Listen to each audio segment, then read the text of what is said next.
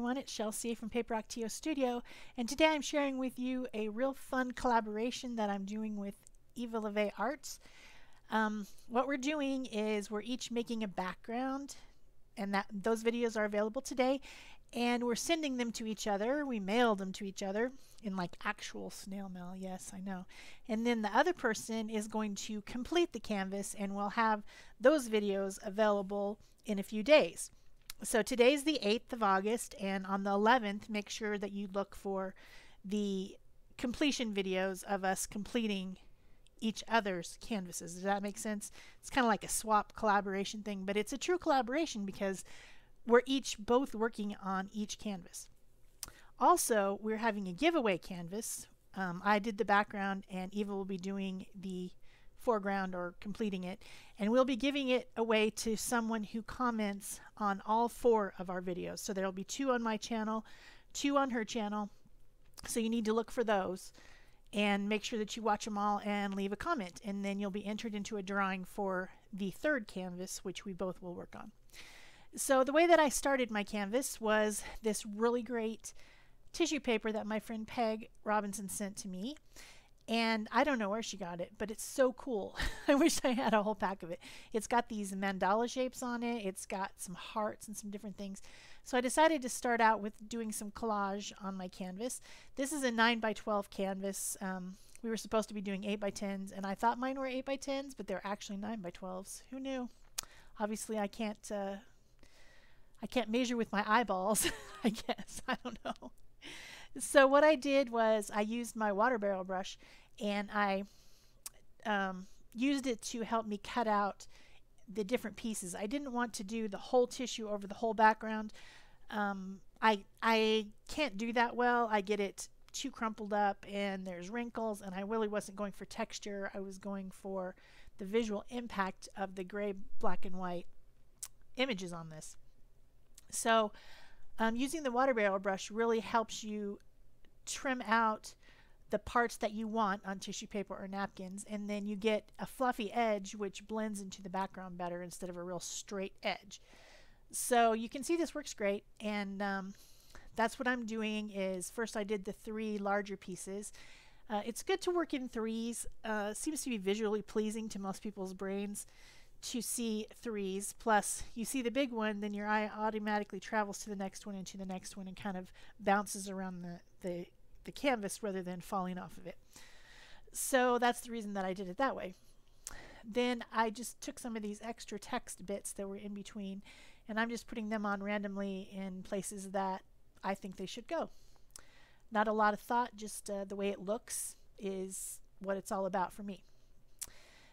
Now I have this napkin that was in my napkin pile that has some leftover bits. I've already used it, obviously, and it still has some of the hydrangea flowers left on it. So I decided to add it as well because I think it looks cool on there. So I'm again using my water barrel brush to put water where I want it to tear, and then tearing out the pieces that I want. It's a little bit beat up, but it doesn't matter because it's just going to be glued on this anyway, and it will be part of the background. This whole piece that I'm doing today is just the background of a mixed media canvas. I'm not doing anything in the in the front. I'm not finishing it. That's Eva's job. She gets to finish it. So next I'm going to glue these on, and what I'm using for the tissue paper and also for the napkin is liquid matte medium. It's a liquid. You see me often using a gel, and I use that for heavier papers. Anything that's like a text weight paper or a cardstock, I use the gel. If it's lighter than that, like these tissue papers and napkins, I prefer the liquid. So I'm putting it onto the canvas and then laying the napkin into it and then going over it to seal it in with my brush. And this is just my beat up glue brush that I use for all my gluing. It's really beat up, and I'm probably going to need to get a different one soon because it's got so much glue down in the all the way down into the ferrule and everything. It's in bad shape. I've heard you can soak them in Murphy's oil soap and really clean out a lot of that, so I might try that first, but otherwise I might just switch. So again, I used the power of 3 I got the 3 different things in 3 different areas on the canvas. They're a lot brighter than the background, so your eye is really drawn to them right now. But we're going to even all that out. So I give this a good dry, and then I decide to add a little bit of physical texture. And I've decided that the molding paste that I want to use from now on is this light molding paste. It dries so much quicker and easier than the other stuff I was using, which I'd made myself. It took a long time to dry. This has got a different consistency. It's almost like frosting. Like, it really seems like frosting from a can. I make my own frosting, but if you got frosting from a can, this is what it would be like. And I can dry it with my heat tool and not have to wait, because I'm the most impatient person. I cannot stand waiting for things to dry. It drives me bonkers. So this I'm really liking. This is from Golden. I would guess that maybe other companies have this same type of a product, but this particular one is from Golden. It's called Light Modeling Paste. So I'm drying it with my heat tool. Doesn't take very long. Then the next thing I'm going to do is add some color in my background using my Neo Color 2 water-soluble crayons. I love these things. They're from Switzerland, I found out. They're made there. That's pretty cool. But love them.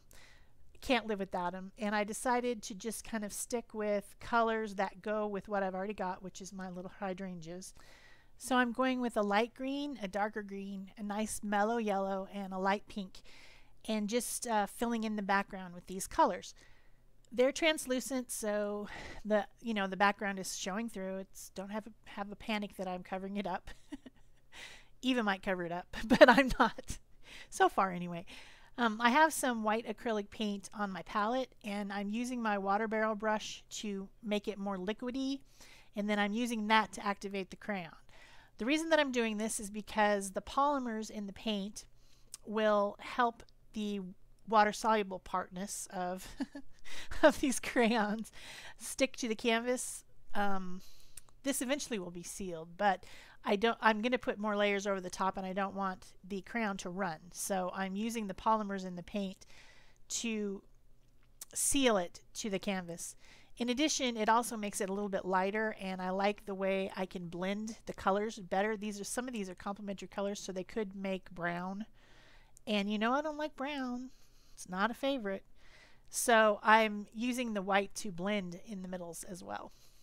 You could use, if you wanted to really stay true to your colors, you could use liquid matte medium to blend.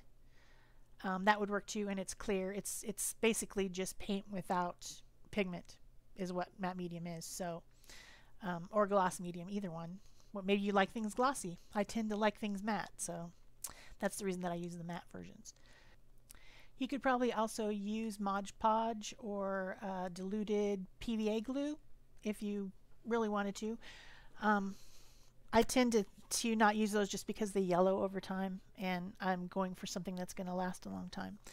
So I stay away from glues in that sort of way. So I am avoiding the hydrangea flowers. I'm not going over them.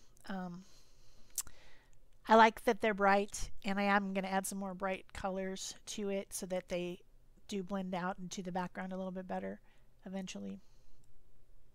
But I just didn't feel like going over them with the crayon acrylic paint combo. So then once this is dry, my next step, I've got some high flow, and these are another Golden product.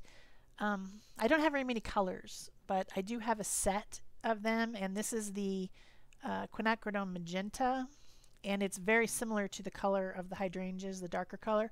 So I started with it, and then I'm just spritzing it with water and then tapping it down to let it drip, because I think that looks really cool. I really like it.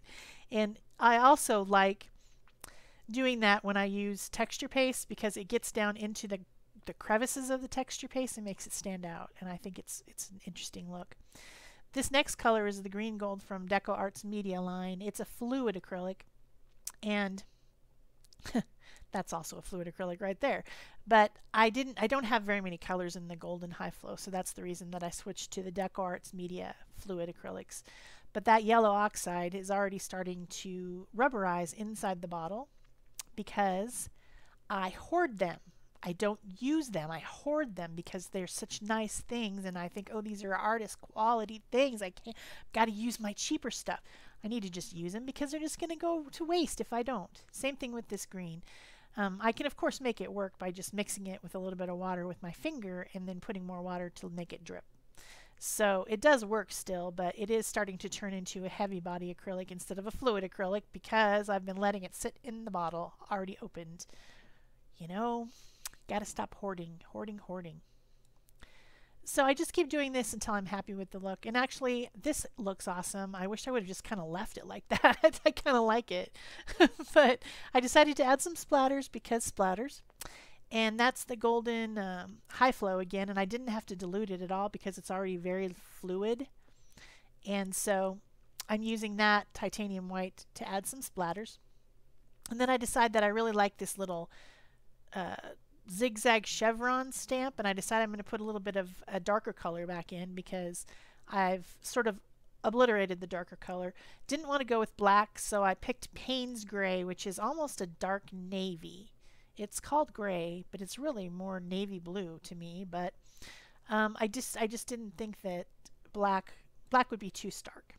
So I'm using the foam brush to just pat that onto the stamp, and then the reason I keep going off screen is because I'm needing to put my hand underneath the canvas. You know, on the edges it's got the wood, and that works great, but in the insides it's like squishy. So had to do it that way. And then the next thing I'm going to do is use up the rest of that titanium white with this little swirly stamp, and it's the final step to my background. So then I'll be mailing this, and Eva will be finishing it, and those videos will come out on the 11th. So make sure that you pay attention. Links in the iCards and down below. Go check out the background that I've been working on. And that's it for me. Thanks. Bye-bye.